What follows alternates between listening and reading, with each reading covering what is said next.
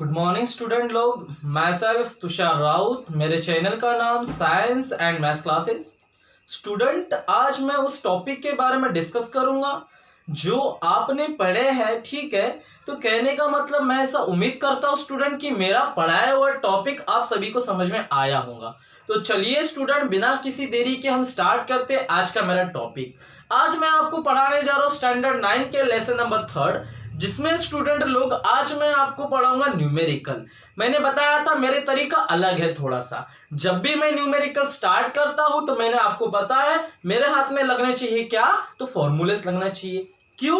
क्योंकि स्टूडेंट बात ऐसी है कि अगर आपके पास में फॉर्मूले है, पता है, कन्वर्शन आपको आता है, तो पूरे न्यूमेरिकल बनते हैं सिंपल वे से। तो फोकस मेरा उसी पे रहेगा। पहले मैं अपने हाथ में फॉर्मूले लगाऊंगा और उसी के बेसिस के ऊपर मैं न्यूमेरिकल सॉल्व करूंगा। तो चलिए स्टूडेंट, देखिए कैसा। कुल मिला के हमने 3 फॉर्मूले पढ़े हैं। कुल मिला के स्टूडेंट हमने कितने फॉर्मूले पढ़े हैं? 3। पहला, पोटेंशियल डिफरेंस का वर्क अपॉन क्यू, ठीक, इसकी यूनिट वोल्ट होती है। सेकंड, हमने ओम्स लॉ पढ़े, R equal to V by I। क्या होता है R equal to V by, this is Ohm's law, ठीक है। नंबर 3, मैंने एक फॉर्मूला पढ़ाया अभी को, क्या पढ़ाया था? R is directly proportional, R is inversely proportional to area. Combine करते थे इसको अकॉर्डिंग्स टू कौन सा law? Resistivity of material. R is directly proportional को हटा के कांस्टेंट लगा देते L बाय A, ठीक है। एक फॉर्मूला बताया था। तो स्टूडेंट लोग, कुल मिला के हमारे पास में कितने फॉर्मूले हैं? 3, ठीक है।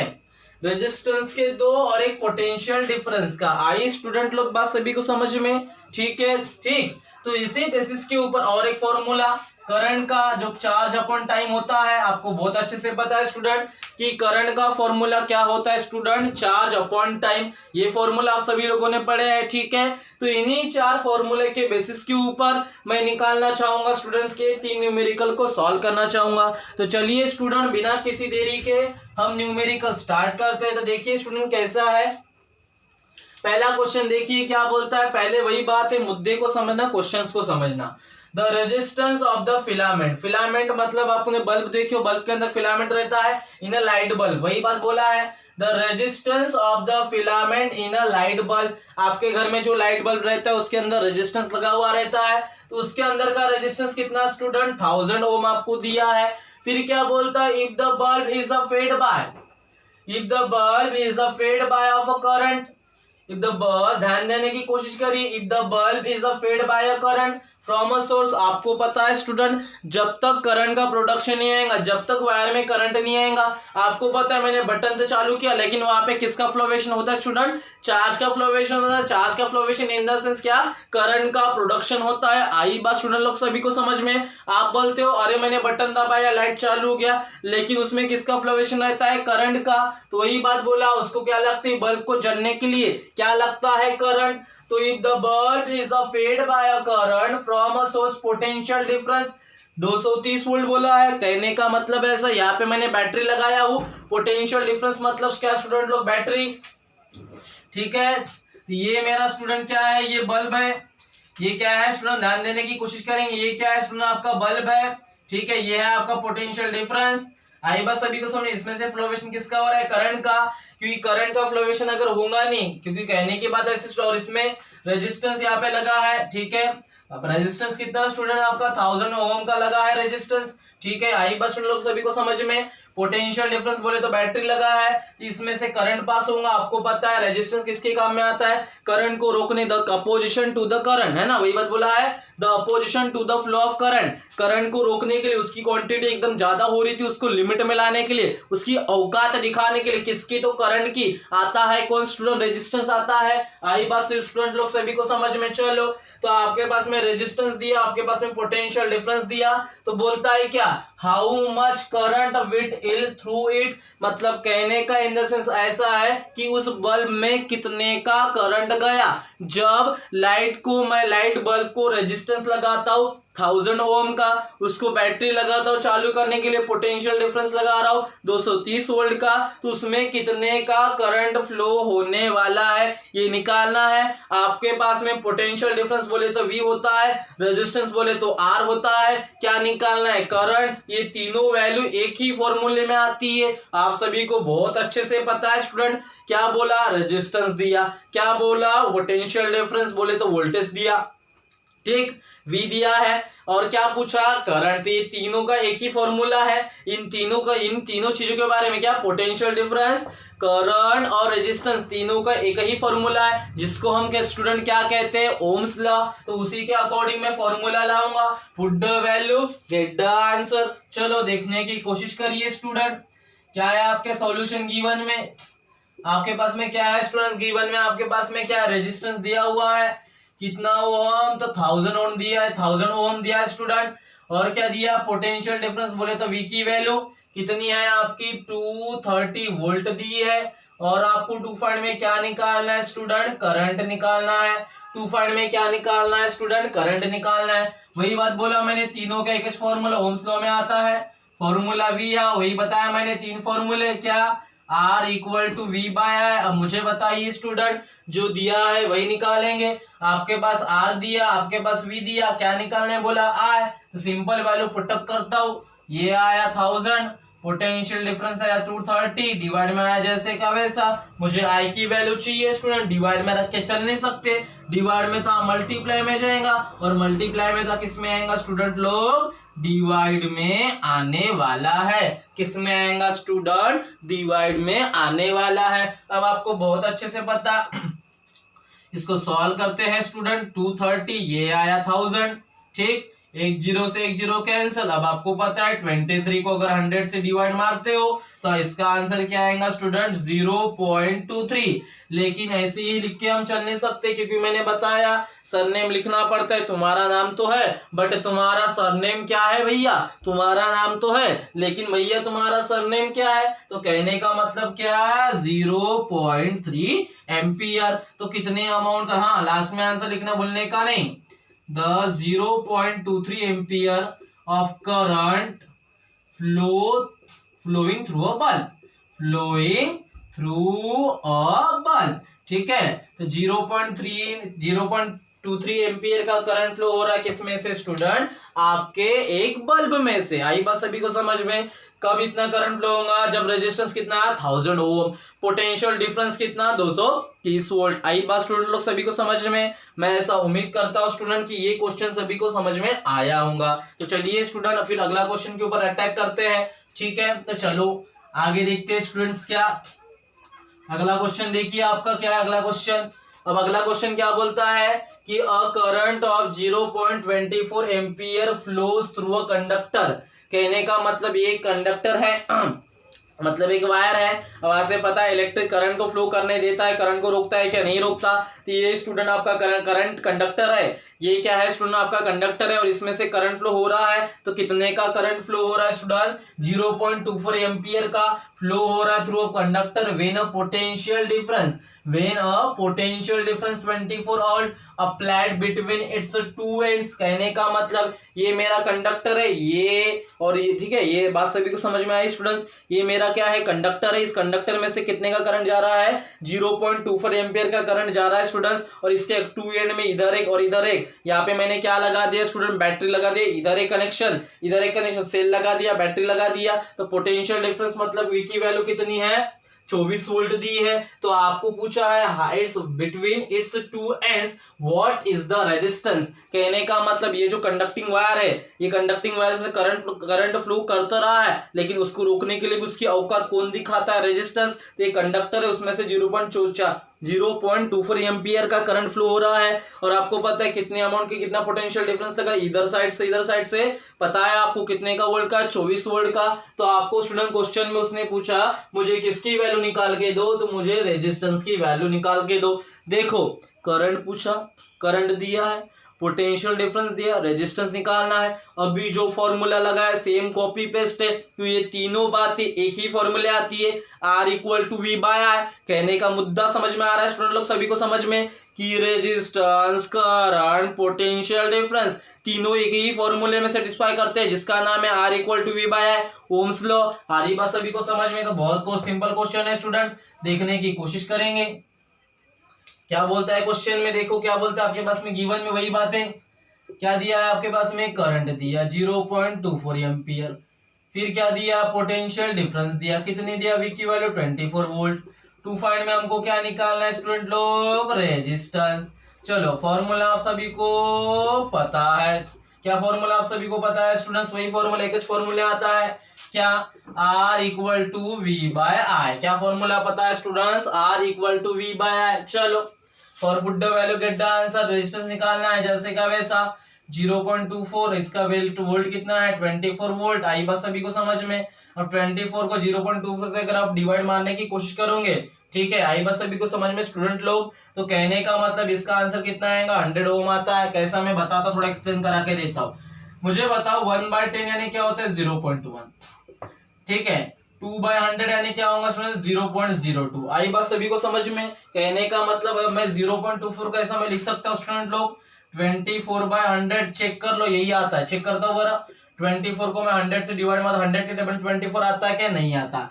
क्या ले लिए, 0। क्या ले, ठीक है, 100 के टेबल में 24 आता है क्या, नहीं आता। 100 0, यह आया 4 - 0 0, 4 2 - 0, ठीक है। 100 सुनो सिंपल है, 100 0 से 0 आएगा तो कितना आएगा, 0 0, ठीक है। 4 - 0 4, 2 - 0 2, 0 लगाया तो यहाँ पे लगाया मैंने पॉइंट। अब 100 के टेबल में 240 आता है क्या, बड़ा आता ले नहीं सकते, छोटा ही लेंगे। 100 दूनी कितना होता है, 102 से कितना होता है, 200। आई बात सुनो सभी को समझ में। 0 - 0 0, 4 - 0 4, 2 - 2 0, फिर 0 लगाया। अब 100 के टेबल में 400 आता है सर, 100 4 400, देखो आया वही।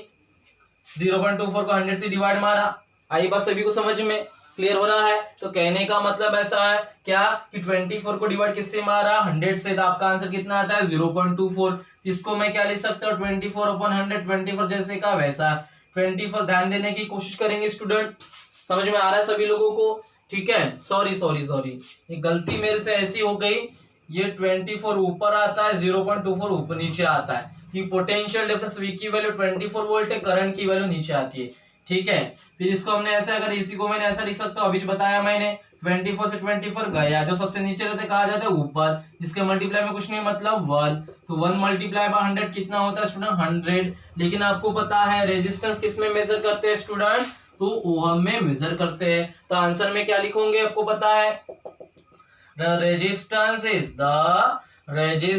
इज कितना मीटर, कितना ओहम, तो 100 ओहम। ये सभी को समझ में। आप put the value get the answer, 24/100, 24 से 24 कैंसल, जो सबसे नीचे तक आ गया स्टूडेंट ऊपर गया, put the value get the answer. ऐसे सड़े क्वेश्चन थे।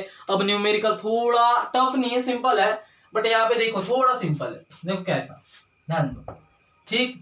तो चलिए स्टूडेंट आगे देखने की कोशिश करेंगे सभी लोग। क्या है आपके पास में फॉर्मूला, देखो क्या बोलता है, the length of a conducting wire. ये मेरा क्या है स्टूडेंट, कंडक्टिंग वायर है। आई बस सभी को समझ में, जिसकी लेंथ दी है, याद करो फॉर्मूले है ना। कंडक्टिंग वायर की स्टूडेंट्स क्या दी है, लेंथ, मतलब इसकी लंबाई दी है कितनी मीटर, 50 सेंटीमीटर का है। ये कितने का है, 50 सेंटीमीटर का। एंड इट्स रेडियस, अब इसकी जो रेडियस है ये लंबाई है, और ये जो इसकी रेडियस है, इसकी रेडियस कितनी स्टूडेंट्स, 0.5 मिलीमीटर।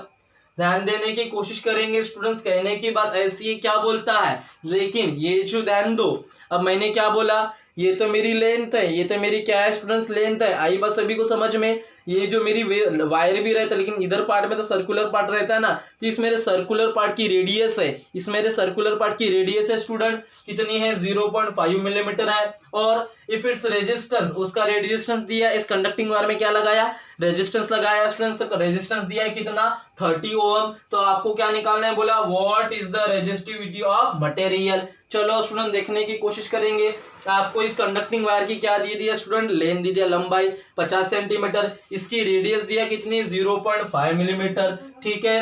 इफ इट्स, ध्यान दो, इफ इट्स रेजिस्टेंस, उस रेजिस्टेंस कितना दिया, इस कंडक्टिंग वायर में लगा हुआ रेजिस्टेंस कितना है, उस कंडक्टिंग वायर का रेजिस्टेंस कितना है 30 ओम। क्वेश्चन पूछा रेजिस्टिविटी निकालने का।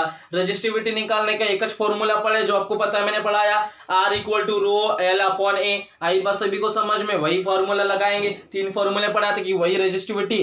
रो क्या है स्टूडेंट्स, आपकी रेजिस्टिविटी ऑफ मटेरियल। और मैंने बताया था कि जब भी आप क्वेश्चन सॉल्व करते हो तो हमेशा एक ही सिस्टम में चलना, या तो SI में चलना या तो CGS में चलना। आई बात सुन लो सभी को समझ में। तो चलो देखो क्या क्वेश्चन नंबर 3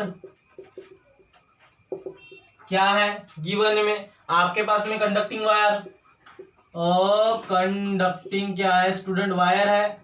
क्या है स्टूडेंट आपके पास में कंडक्टिंग वायर है। ध्यान देने की कोशिश करेंगे। जिसकी लेंथ दी है, लेंथ कितनी दी है 50 सेंटीमीटर। मैंने बताया था सेंटीमीटर टू, ठीक है, सेंटीमीटर टू मीटर कन्वर्ट करने के लिए 100 से डिवाइड मारना पड़ता है। चलो 100 से डिवाइड मारे, एक 0 से 1 0 गया। और 5/10 को क्या लिखता हूं मैं 0.5 मीटर। आई बस सभी को समझ में, एक तो SI में खेलो या तो पूरा CGS में खेलो, ठीक है। लेंथ भी होगी। अब रेडियस कितनी है 0.5 मिलीमीटर। आपको बताया था मैंने मिलीमीटर का कन्वर्शन मीटर में अगर करना है तो 10 के पावर माइनस 3 से मल्टीप्लिकेशन करते हैं। बताया था मैंने कन्वर्शन, याद करो पहला दिन 0.3 मीटर। आई बस उन लोगों को सभी को समझ में। क्या दिया आपके पास में, रेजिस्टेंस दिया कितना ओम 30 ओम। यहाँ से मैं एरिया निकाल लेता हूँ क्योंकि आपको पता है इस वायर का एरिया मैं निकाल रहा हूँ, ठीक है। ये जो कंडक्टिंग वायर है ये मेरा सर्कुलर रीजन यहाँ पे बनता है। वायर के रीजन में इसकी रेडियस थी, तो रेडियस मतलब सर्कुलर रीजन है। उस ये वायर का इसमें वायर का एरिया नहीं निकाल रहा हूँ मैं, उस सर्कुलर रीजन का जिसकी रेडियस थी उसका मैं एरिया निकाल रहा हूँ। तो एरिया का फॉर्मूला क्या होता है, what is the area of circle. Simple सा फॉर्मूला है स्टूडेंट्स, क्या होता है पाई आर का स्क्वायर। ये सर्कुलर रीजन, इसकी रेडियस दी हुई, ठीक है।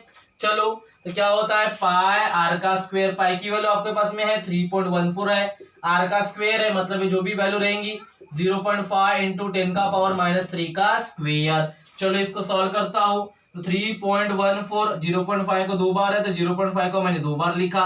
10 का पावर माइनस 3 मैंने बताया लॉस ऑफ इंडाइसिस, a का power m to the a का पावर n, a का पावर m इंटू n होता है।